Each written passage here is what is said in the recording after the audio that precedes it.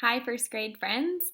I'm going to read to you today a chapter from Charlotte's Web. This is by E.B. White, and the pictures are by Garth Williams. This is published by the HarperCollins Publishers. And so I'm going to read our first chapter together today. I'm excited to read this. This book has 22 chapters, so it's a really long book, so it's going to take us a while to read the whole thing. But it's one of my favorite read-alouds to do with first graders. Charlotte's Web, Chapter 1, Before Breakfast. "Where's Papa going with that axe?" said Fern to her mother, as they were setting the table for breakfast. "Out to the hog house," replied Mrs. Arable. "Some pigs were born last night." "I don't see why he needs an axe," continued Fern, who was only 8. "Well," said her mother, "one of the pigs is a runt. It's very small and weak, and it will never amount to anything, so your father has decided to do away with it." "Do away with it?" shrieked Fern. "You mean kill it? Just because it's smaller than the others?" Mrs. Arable put a pitcher of cream on the table. "Don't yell, Fern," she said. "Your father is right. The pig would probably die anyway." Fern pushed a chair out of the way and ran outdoors. The grass was wet and the earth smelled of springtime. Fern's sneakers were sopping by the time she caught up with her father. "Please don't kill it," she sobbed. "It's unfair." Mr. Arable stopped walking. "Fern," he said gently, "you will have to learn to control yourself." "Control myself?" yelled Fern. "This is a matter of life and death, and you talk about controlling yourself?" Tears ran down her cheeks, and she took the hold of the axe and tried to pull it out of her father's hand. "Fern," said Mr. Arable, "I know more about raising a litter of pigs than you do. A weakling makes trouble. Now run along." "But it's unfair," cried Fern. "The pig couldn't help being born small, could it? If I had been very small at birth, would you have killed me?" Mr. Arable smiled. "Certainly not," he said, looking down at his daughter with love. "But this is different. A little girl is one thing, a little runty pig is another." "I see no difference," replied Fern, still hanging on to the axe. "This is the most terrible case of injustice I ever heard of." A weird look came over John Arable's face. He seemed almost ready to cry himself. "All right," he said. "You go back to the house, and I will bring the runt when I come in. I'll let you start it on a bottle like a baby.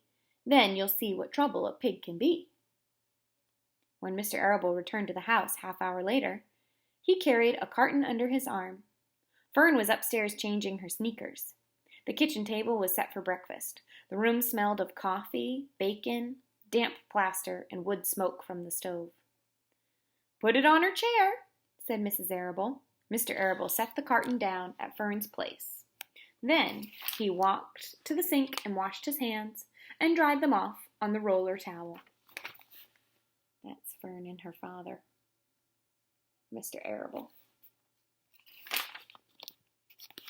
Fern came slowly down the stairs. Her eyes were red from crying. As she approached her chair, the carton wobbled, and there was a scratching noise. Fern looked at her father. Then she lifted the lid of the carton. There inside, looking up at her, was a newborn pig. It was a white one. The morning light shone through its ears, turning them pink. "He is yours," said Mr. Arable, "saved from an untimely death, and may the good Lord forgive me for this foolishness." Fern couldn't take her eyes off the tiny pig. "Oh," she whispered, "oh, look at him. He's absolutely perfect." She closed the carton carefully. First, she kissed her father. Then she kissed her mother. Then she opened the lid again, lifted the pig out, and held it against her cheek. At this moment, her brother Avery came into the room. Avery was 10. "What's that?" he demanded. "What's Fern got?" "She's got a guest for breakfast," said Mrs. Arable. "Wash your hands and face, Avery." "Let's see it," said Avery. "You call that miserable thing a pig?" That's a fine specimen of a pig. It's no bigger than a white rat. Wash up and eat your breakfast, Avery, said his mother. The school bus will be along in a half hour. Can I have a pig too, Pop? Asked Avery. No, I only distribute pigs to early risers, said Mr. Arable. Fern was up at daylight trying to rid the world of injustice. As a result, she now has a pig. A small one, to be sure, but nevertheless, a pig. It just shows what can happen if a person gets out of bed promptly. Let's eat.